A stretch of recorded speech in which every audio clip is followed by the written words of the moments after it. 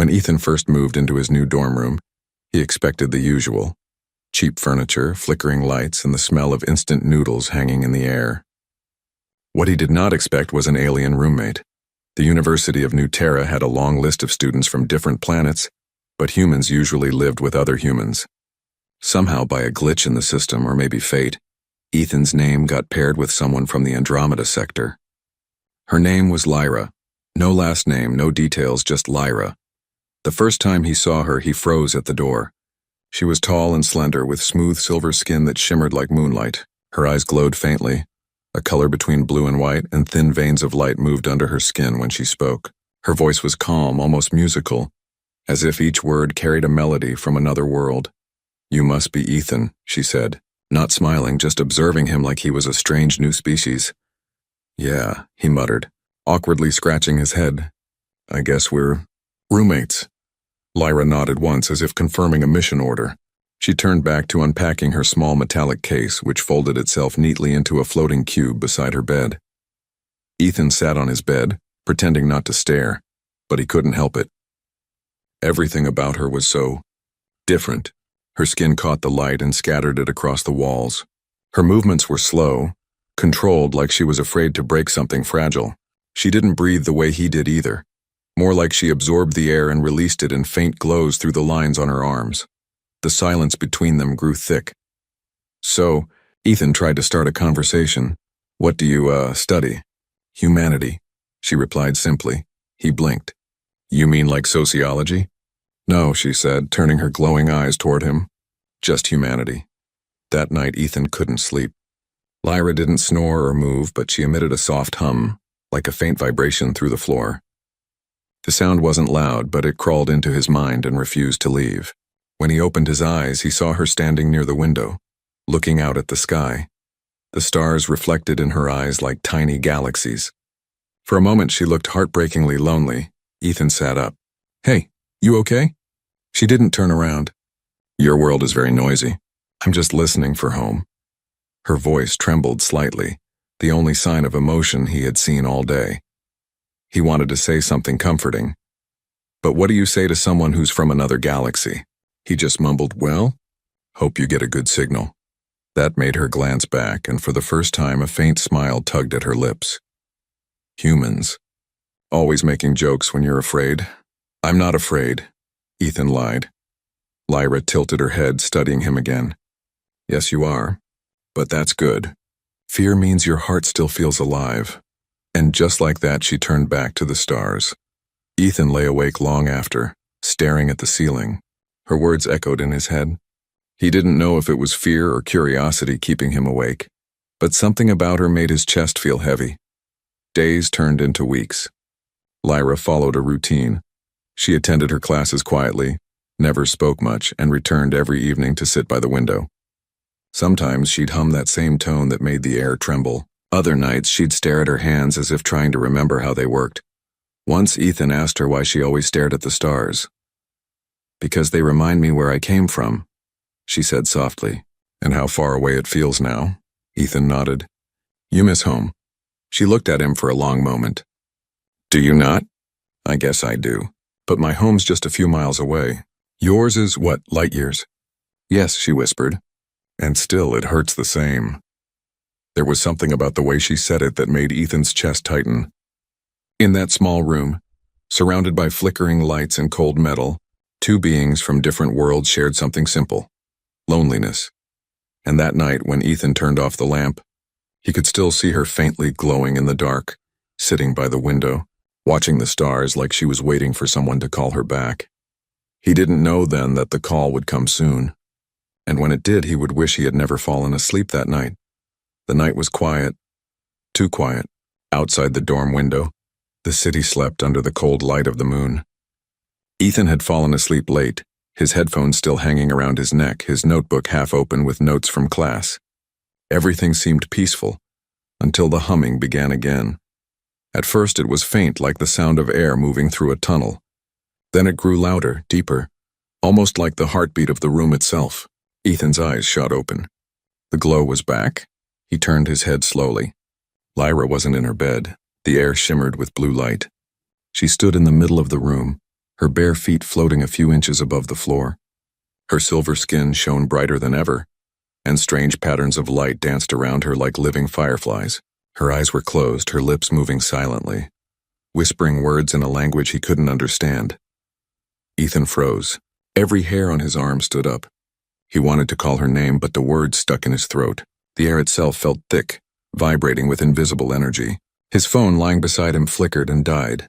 "Lyra," he finally whispered, her body tensed. The floating symbols around her pulsed faster, as if reacting to his voice. Then all at once her eyes opened and the lights exploded in every direction. The dorm lights went out. The walls shook. Ethan covered his face, heart pounding like thunder. When the room finally went dark again, he heard her gasp and collapse to the floor. He jumped from his bed and ran to her. She was trembling, her glow fading, her breath uneven. "What was that?" he asked, kneeling beside her. "Lyra, talk to me." Her eyes were glassy, distant, like she was somewhere else entirely. Then slowly she focused on him and whispered, "You shouldn't have seen that." "What do you mean? Are you okay?" "You were floating." She sat up weakly, holding her arm. "It's a connection ritual. A signal to the home cluster. I tried to call them, but..." Her voice broke. "I wasn't supposed to," Ethan frowned. "Why not? You're homesick. You have every right to call your people." Her face tightened with fear. "You don't understand. On my world, contact with humans is restricted. Emotional attachment is considered corruption." "Corruption?" Ethan echoed, stunned. "You mean just being friends with a human?" She nodded slowly. "Yes, they believe emotions cloud our logic. If they detect I've been here too long, they will recall me and erase the part of me that remembers you." The words hit Ethan like a punch to the chest. "Erase you? What are you talking about?" Lyra looked down, her hands shaking. "My kind are linked to a central memory web. When we return, our minds are cleaned. Every trace of connection removed. It's how they keep us pure." He couldn't believe it. She spoke so calmly, but her eyes were full of quiet pain. "So you can't even remember people you care about?" he asked softly. Her lips trembled. "We're not supposed to care." The silence that followed was heavy, almost suffocating. Ethan wanted to say something, to comfort her, but no words came. She looked so fragile now, so human despite her glowing skin. Finally, she whispered, "They will come for me if they detect the signal. I shouldn't have tried." "Then we'll stop them," he said quickly. Lyra shook her head. "You can't stop them, Ethan. They cross stars like you cross streets. They will erase everything." Ethan clenched his fists. "Then why even try to call them?" Tears gathered in her silver eyes, shining like liquid light. "Because I was afraid," she said. "Afraid of forgetting you before they make me." Ethan's throat tightened. He didn't know what to say. The girl from another world, the one who studied humanity as an experiment, had finally felt something human herself. He gently placed a hand on her shoulder. "You're not alone, Lyra, not anymore." Her eyes met his. There was warmth in them, a fragile spark that shouldn't have existed between two species. But before she could reply, the window flashed with a sudden streak of light across the sky. Both of them turned to look. A shadow moved across the moon, silent, enormous, almost invisible, but Ethan saw it. "A ship." Lyra's voice trembled. "It's too late."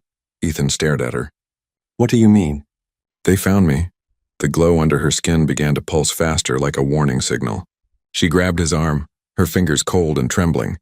"If they trace me here," she said, "they'll see you too." "What happens then?" Ethan asked, his voice shaking. Lyra's glowing eyes filled with sorrow. "Then neither of us will remember this night." The night after the strange glow, Ethan couldn't think straight. He sat at his desk, pretending to study, but his mind was trapped in the memory of what he saw. The floating lights, the sound, and the terror in Lyra's eyes when she said, "They found me." Lyra hadn't spoken all day. She skipped her classes and kept the blinds closed. The room, once filled with quiet humming, now felt hollow, like it was holding its breath. Ethan wanted to ask her more, but every time he tried, she would simply say, "It's safer if we don't talk." That night, the rain fell hard, tapping against the window like tiny fingers. Ethan sat on his bed, listening to the sound. The air felt charged again, heavy with something unseen. Lyra stood near the window, her silver skin faintly glowing in the darkness. She hadn't moved for hours. "Lyra," Ethan finally said, his voice low, "you have to tell me what's going on." What happens if they come here? She didn't look at him. Her reflection in the glass looked distant, almost fading. They'll take me back, she whispered, and they'll remove everything connected to you. From me? And from this place? Ethan frowned. From this place? You mean Earth? Her eyes met his, shimmering like liquid light. If they think I've corrupted the balance, they'll cleanse everything within their reach. They don't destroy out of hate, Ethan, they erase out of fear.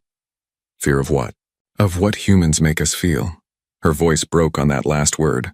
Ethan stood up and took a slow step closer. Lyra, he said softly. What do you feel? She closed her eyes. For a long moment she said nothing. Then in a trembling voice she whispered, I feel alive. That one word hung in the air like fragile glass. Before Ethan could say anything else, a soft beeping sound filled the room. Lyra's bracelet, a thin metallic band she always wore, was flashing red. Her face went pale. No, she said under her breath, pressing it. No. What is that? Ethan asked, stepping closer. They've detected the signal I sent. They're tracing it here. Ethan's stomach twisted. You said it was forbidden. Can't you shut it off? Lyra was shaking now. I can't. Once they lock onto a pulse, they follow until it ends. Until I end. Her glow flickered, dimming and brightening like a dying star. Ethan didn't understand how, but he could feel her fear as if it were his own. We have to hide you, he said, grabbing his jacket. We can go somewhere. Nowhere is far enough, she interrupted. They travel through dimensions, not space. They don't arrive, they appear.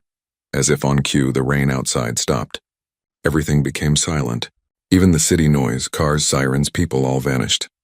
The world held its breath, then a low hum shook the air. The lights in the room flickered. A faint glow appeared in the sky outside the window, growing brighter, spreading across the clouds. Ethan rushed to the window. What is that? Lyra's voice trembled. The recall fleet. The clouds split open, revealing a massive shape in the sky, sleek, silver, and alive with blue light. It wasn't like the ships humans built. It didn't have engines or panels. It looked like a living creature made of glass and lightning. Ethan stared in awe and terror. That's your people? She nodded slowly, tears falling silently down her cheeks. They've come for me. Ethan turned toward her. Then run, hide. Lyra didn't move. If I run, they'll see you as part of the contamination. They'll take you too. I don't care, Ethan shouted. You think I'll let them erase you? No way. Lyra took a shaky step toward him. Ethan, listen to me. You have to survive. Humans must keep existing, feeling, loving, hoping. That's what they fear most, he shook his head. And what about you? What happens to you? I'll go back, she whispered. Maybe they'll believe I never felt anything. He clenched his fists. And if they don't? Lyra looked at him with a sad smile. Then I'll remember you anyway. Even if it kills me. The glow outside grew brighter, flooding the room in blinding light. The floor vibrated as a deep hum filled the air again. Lyra's body began to lift slightly off the ground, pulled by some invisible force. Ethan reached for her hand, holding tight. I'm not letting go. Her eyes glowed, terrified but soft. You can't fight them, he held tighter. Then they'll have to fight me too. For a moment, the world froze, the human and the alien, holding on to each other while the sky opened above them. And in that fragile second before the light consumed everything, Lyra whispered something in her native tongue, a language Ethan didn't understand but somehow felt deep inside his chest. The meaning was clear. I wish I was human. Then, the beam descended. The sky outside had turned into a storm of light. Ethan's room shook as a low hum rolled through the air, vibrating deep into his bones. The windows flickered with flashes of blue and white as the alien ship descended silently above the city. It didn't roar like human engines. It whispered like a god breathing. Ethan stood frozen, his hand still gripping Lyra's.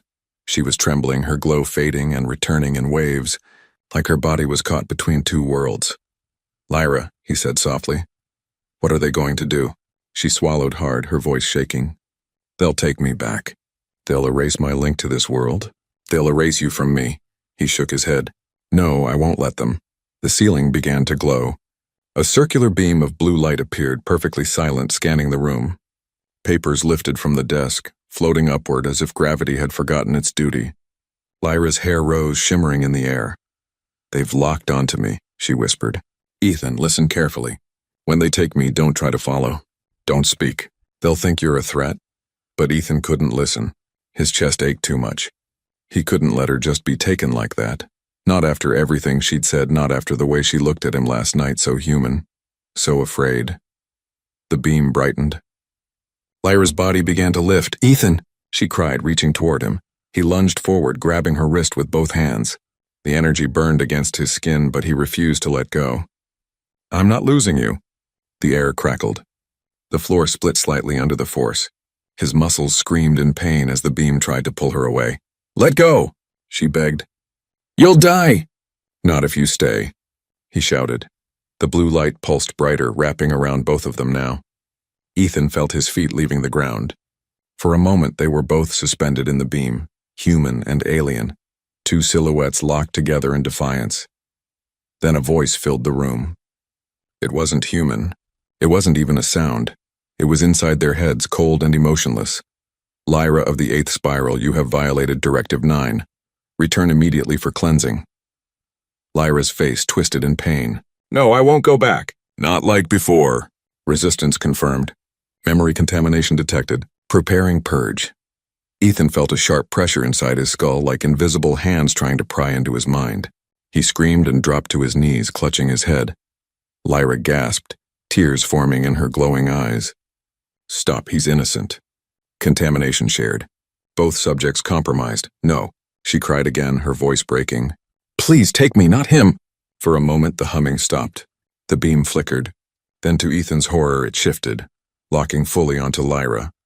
Her body began to dissolve into light, starting from her feet. She looked down at her hands, panic filling her eyes. "Ethan," she whispered, voice trembling. "I can't fight them. They're rewriting me." He crawled toward her, ignoring the pain. "I'll find a way. I promise." "You can't," she said softly, tears falling like tiny stars. "But you can remember me." That's what they fear most. Memory that lives beyond control. Her fingers touched his face, leaving glowing marks that burned but didn't hurt. Her touch was warm, full of everything words couldn't say. Ethan's heart broke as she smiled through her tears. "You made me feel what no one from my world ever did. You made me human. Lyra, please." The light grew blinding. He couldn't see, couldn't breathe. His hand reached out, but she was fading, her body becoming pure radiance. "I'll always find you," he whispered, his voice shaking. Her last words came like a soft echo. "Then I'll always be waiting." The beam flashed once more and she was gone. The silence that followed was unbearable. The ship above the city vanished as suddenly as it came, leaving only faint clouds of glowing dust falling from the sky. Ethan fell to his knees, staring at the spot where she'd stood. His hands still glowed faintly where she had touched him. He pressed them to his chest, his breath coming in short, broken gasps. Outside, alarms started to blare. People were shouting about strange lights and government lockdowns. But Ethan heard none of it. He sat in the darkness, the faint hum of the ship still echoing in his bones, and for the first time in his life, he realized how small humanity was, how fragile and yet how strong it could be. Because somewhere beyond the stars, a silver-skinned girl had chosen to remember, and a human boy refused to forget. The morning after the light, the world felt wrong. The sky was pale and still. The air smelled of burnt metal. The city below buzzed with confused noise, sirens, voices, reporters shouting about an unexplained flash over the university. But Ethan heard none of it. He woke up on the floor of his dorm room, his body aching, his mind heavy like he'd been pulled apart and put back together again. The place looked destroyed. The walls were cracked, furniture overturned, and the ceiling lights were completely melted. For a few seconds, he couldn't even remember what happened. Then it hit him like a blade through his chest. Lyra. He sat up fast, searching the room as if she might still be there, by the window, glowing softly, watching the stars. But there was only dust, only silence. "Lyra," he called out, his voice echoing in the broken room. No answer. He pressed his palms to his face, trying not to lose control. But something stopped him cold. His hands were glowing. Ethan stared in shock. Under his skin, faint blue patterns pulsed slowly, thin moving lines like tiny circuits of light. They glowed just like Lyra's veins had. His breath caught. What is this? He stumbled to the mirror above his desk. His reflection looked like him, but not quite. The glowing marks crawled up his forearms, faint symbols written in her language. They were alive, shifting slowly, forming and reforming like they were breathing through him. Ethan touched one symbol. The moment his fingers brushed it, he heard a faint voice in his head, soft like an echo from far away. Ethan. He froze. Lyra, silence. Then again, faintly, don't be afraid. His heart raced. The voice wasn't outside. It was inside him, gentle, full of warmth. Lyra, where are you? He whispered. Between, her voice said weakly. They tried to erase me, but I held on to you. I left a part of me inside your light. Ethan's throat tightened. You mean this? He raised his glowing hand. It's my memory. My heart. It's all I could save. He closed his eyes, tears slipping down his face. You're alive? Not the way I was, she said softly. But I'm not gone. Her voice cracked with pain. He could almost feel it, like his chest was burning from the inside. What did they do to you? They took me back. They tried to erase everything human in me. But love doesn't erase, Ethan. It changes form. Her words hit him deeper than anything he'd ever heard. He wanted to reach through that voice, to hold her, to tell her she wasn't alone. You said they'd erase your memory, he whispered. But you still remember me. A soft laugh echoed in his head. Sad, beautiful, familiar. They can erase the mind, not the soul. Ethan wiped his eyes. I'll find a way to bring you back. I promise. You can't. Watch me, he said, his voice firm now, burning with determination. Humans always find a way. Even when the universe says no. There was silence for a moment, and then her voice came again, quieter this time. Then I'll be waiting wherever I am. The glow in his hands faded slowly, leaving only faint traces of light like a heartbeat beneath the skin. Ethan looked around the room again, every corner whispering with her memory. The window she always stood by, the hum she used to make at night. The way her smile never quite reached her eyes. He sat by the window now, where she once sat staring up at the pale morning sky. The ship was gone, but he could still see faint silver dust floating high above the clouds. For a moment, he imagined her up there, somewhere far beyond his reach, trapped among the stars but still watching him through the light she left behind. He whispered, I'll never forget you, Lyra. A soft pulse of light flickered under his skin in reply. Like her saying, I know. Ethan pressed his glowing palm against the glass. Outside the sun was rising, slowly, gently, painting gold over the broken city. The warmth hit his face, and for the first time since she vanished, he felt something other than pain. He felt purpose. Because he realized something. Maybe Lyra didn't save herself, but she saved him. And as the morning light spread through the sky, Ethan made a silent vow. He would learn everything about her world. He would study the stars she came from. And one day, somehow, he would reach her, even if he had to cross galaxies to do it. Days turned into weeks. Weeks into months. But Ethan never stopped feeling the faint hum beneath his skin, the soft blue glow that appeared every night when he looked at the stars. It wasn't just a mark anymore. It was a heartbeat. Her heartbeat. He stopped going to his classes. He stopped answering messages from his friends. The world around him seemed dull, distant, meaningless. Every night he sat by the window with his hand pressed against the glass, whispering into the silence, hoping to hear her voice again. Lyra, he'd say softly, can you hear me? Sometimes the light under his skin flickered like a quiet yes. Sometimes it didn't. But Ethan didn't give up. He began studying alien science. Everything he could find about energy signatures, quantum links, and neural resonance. His room turned into a laboratory of chaos. Books, devices, and data pads covered every inch. He hacked into university databases, downloaded classified research, and even broke into a restricted physics lab at night to use the scanners. He didn't care about the rules anymore. He just wanted her back. One night, while staring at the faint marks on his arm under the blue glow of his laptop, he noticed something strange. The pattern wasn't random. It pulsed in rhythm like a signal repeating itself over and over. A message. Ethan's heart raced. He connected his wrist to a sensor and began decoding the pulses. It took him hours, his eyes dry and red, but by dawn he had it translated into symbols, and those symbols formed a map a star map. It pointed to a single location, far beyond known space.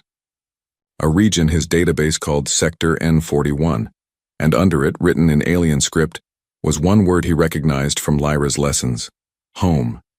He sat there trembling. It was her planet. That night, Ethan recorded everything. He packed his notes, his small scanner, and the device that still glowed faintly with her mark. He sent hundreds of messages to research networks and alien communication channels, begging for anyone who could help him reach Sector N41. Days later, a reply came from someone calling themselves the Traveler. You're not the first to hear the call of the Lyrans. Their kind vanished years ago, but if one of them marked you, then you're carrying something sacred. Ethan's fingers shook as he typed back. Can you help me reach them? The Traveler sent coordinates to a space station near the outer rim of Earth's defense boundary. It was dangerous, restricted. Humans weren't allowed beyond that line without authorization. Ethan didn't care. He built a small shuttle from scrap modules he found in the old labs. It was ugly, barely functional, but it worked. On the night he left Earth, the stars looked brighter than ever. He looked down at the planet one last time, then at the small light glowing beneath his skin. "Guide me, Lyra," he whispered. "I'm coming." The ship roared as it left the atmosphere, breaking through the clouds like a streak of fire. Ethan felt his heart pounding, his mind torn between fear and hope. The journey through deep space was long and silent. The hum of the engines was the only sound. Sometimes when he closed his eyes, he could hear her voice again, faint, whispering like wind through glass. "You shouldn't have come this far, Ethan." He smiled through his exhaustion. "You knew I would." The further he went, the stronger the marks on his skin glowed. The blue light began spreading across his chest, his neck, warm and alive, like her essence was awakening. Finally, the coordinates brought him to the edge of a nebula, shimmering violet clouds swirling like living mist.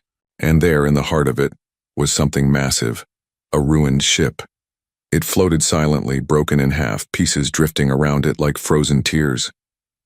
The design was unmistakable, smooth silver metal that shimmered faintly with blue veins. The same light as Lyra's. Ethan's breath caught. Lyra's people. He maneuvered his ship closer. As he entered the wreck, strange symbols flickered along the walls, reacting to his presence. The light under his skin pulsed faster, syncing with the ancient systems. Then he saw it, a cryopod, cracked, but still glowing faintly. And inside, a figure, pale skin, faint blue veins, hair that shimmered silver even in the dim light. "Lyra," he whispered, barely breathing. The scanner beeped. Faint life signs, weak but real. His heart exploded with emotion. He slammed the console, activating emergency power. "Stay with me, Lyra, please," the pod hissed. The frost melted slowly. Her eyes fluttered open, dim, tired, but unmistakably hers. For a second, she stared blankly. Then her gaze focused on him. "Ethan," she whispered, her voice cracked and fragile. He laughed and cried at once, touching the glass. "I told you I'd find you." Her lips trembled. "You came. Across the stars." He nodded, tears falling freely now.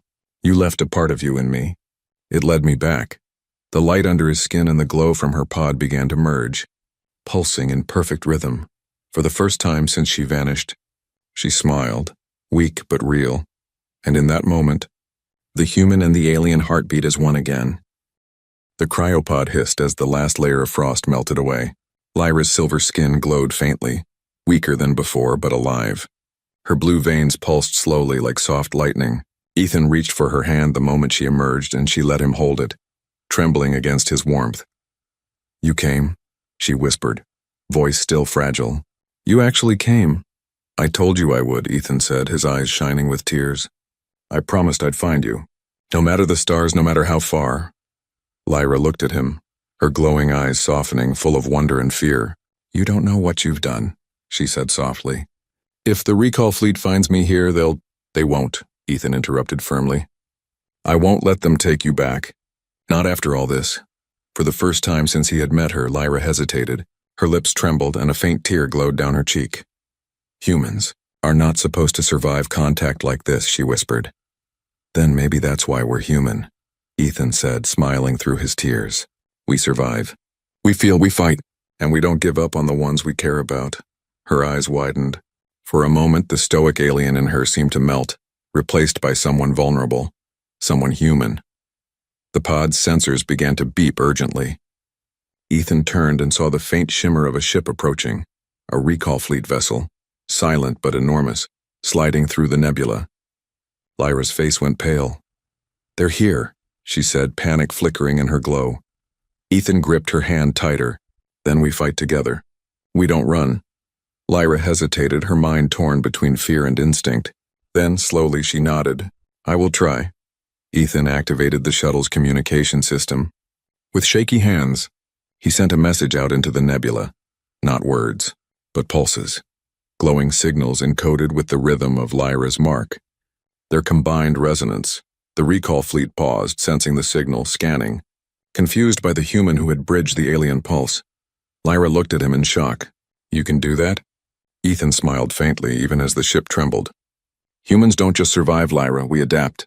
And sometimes, we surprise even the stars." The pulse intensified, spreading from the shuttle through the nebula, wrapping around the approaching fleet. The alien ship faltered, then halted completely. Its light flickered, unsure, as if the human heart inside a human body was bending its rules. Lyra reached out and touched his chest, glowing lines intertwining with his. "It's working," she whispered. "It's not me," Ethan said, feeling the warmth of her essence flow into his own. "It's us." The fleet hovered for a tense moment. Then slowly, the massive ship retreated, dissolving into the nebula like mist blown away by the wind.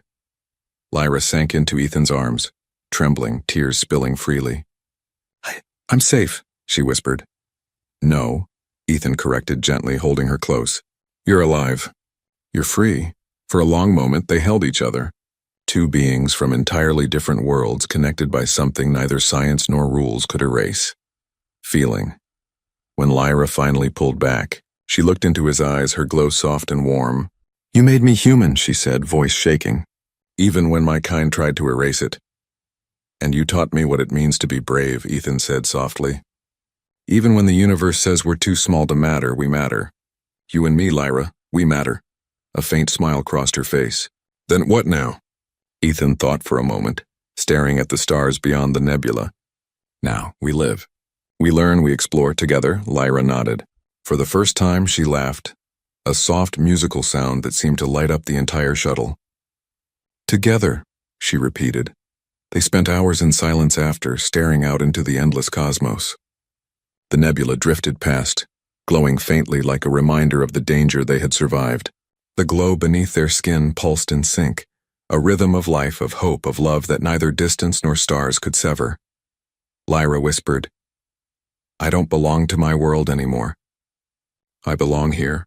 With you," Ethan held her hand tighter, "and I belong with you too." Somewhere far beyond the nebula, the recall fleet disappeared. They would not find her, not yet. And maybe they never would. But it didn't matter. Because Lyra had chosen and Ethan had chosen. They had crossed galaxies, defied the impossible, and in doing so, had proven what humans always had, that love, courage, and hope are stronger than any force in the universe. And for a moment, in the quiet light of the stars, human and alien, Earth and Andromeda, knew something unshakable. Even across galaxies, even beyond the rules of worlds, the human heart never stops fighting for the ones it loves. Lyra leaned her head on his shoulder, soft light radiating between them, and Ethan whispered, "We're home, now. Truly home." The stars shone brighter that night, as if the universe itself had agreed. And somewhere beyond the endless black, a human and an alien smiled together, finally free.